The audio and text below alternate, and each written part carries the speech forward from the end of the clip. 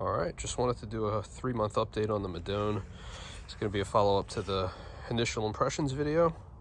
I did do a couple mods to this. Let me just get those out of the way. This is the Gen 7 Madone SL. All right, 500 series carbon. Got the SLR one-piece handlebar. This did require a new top cap, new spacer. It's a little bit deeper front to back. This top cap. And then we got the aero RSL saddle. So carbon rails instead of the steel that came with it. This one did require different clamps too, oval clamps.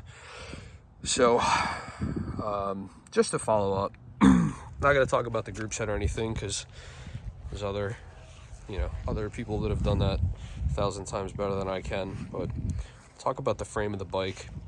I'm coming off of a 2016 Amanda, same level of carbon as this. So, old school, quote unquote, old school rim brake bike. Round tubes, not aero, nothing like that.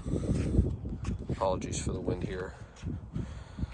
And I had a couple expectations going into this. I kind of figured that this bike would ride harsher because it's just aero bikes, right? That's kind of what they are. They do tend to be a little bit harsher riding. And I figured I was going to notice a difference of the weight because it's about 1.5 pounds difference.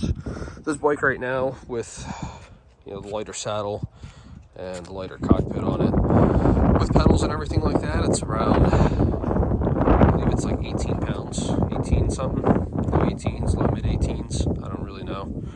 I haven't weighed it on a bike scale. I've just kind of gotten on the scale with it, holding the bike and subtracting my own body weight. But it doesn't really feel heavy. The only thing that you can sometimes feel, you only really feel this when you're first accelerating, right? So if you're going from a stop, or let's say you're climbing and you want to stand up and pedal, just feel like a half a pedal stroke delay until you actually get the power. That's kind of what it feels like. The bike doesn't really feel squirmy or squishy or anything like that, but it just feels a little bit slower to respond. Now the flip side of that is it holds that speed really well.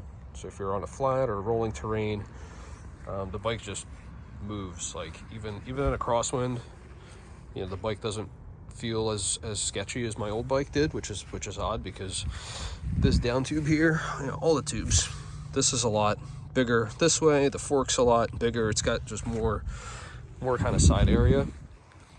So I expected it to be worse in the crosswind. It's actually better. I feel like I don't feel the headwinds quite as much. It doesn't feel like as much of a struggle, and the ride quality is super good. A lot of that is going to be down to the tires. I'm on GP 5000 STRs. These are the 28s. So big difference from the old bike with 25mm tires on it. But yeah, you don't really feel a lot of the cracks in the road.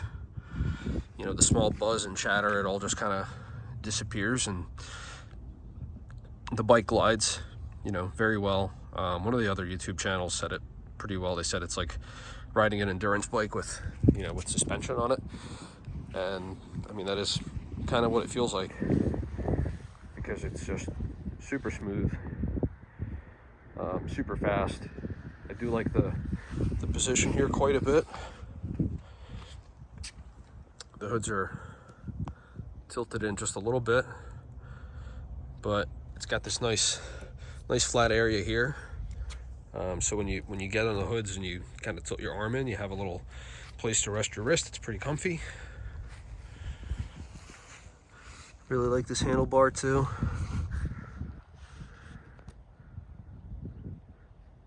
It's very sleek, very skinny too. It's like very slim this way. Very like narrow, top to bottom. Can't really grab this stupid thing.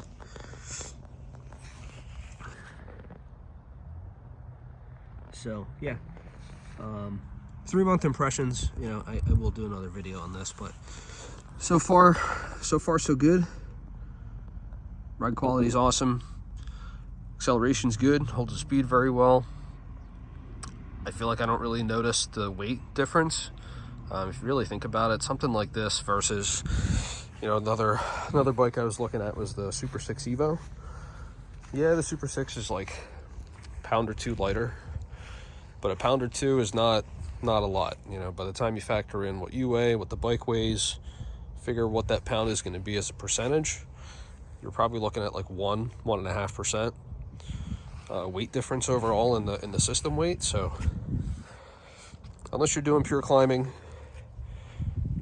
you know, heading uphill only, or you're super lightweight, I don't think you can really go wrong with an aero bike, even given the slight weight penalty here.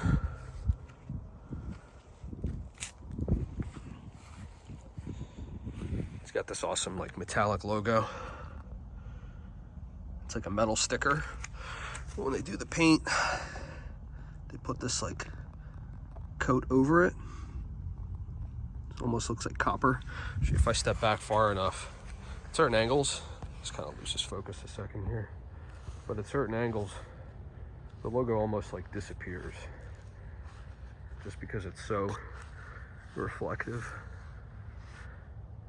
Like, I think that's super cool looking right there. So 3-month impressions are very good.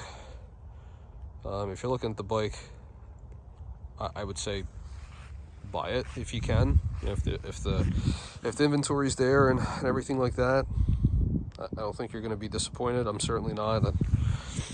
I will do another, you know, longer term update. It's kind of getting in the winter here, so I'm not going to be doing too many miles, but we'll keep you guys posted.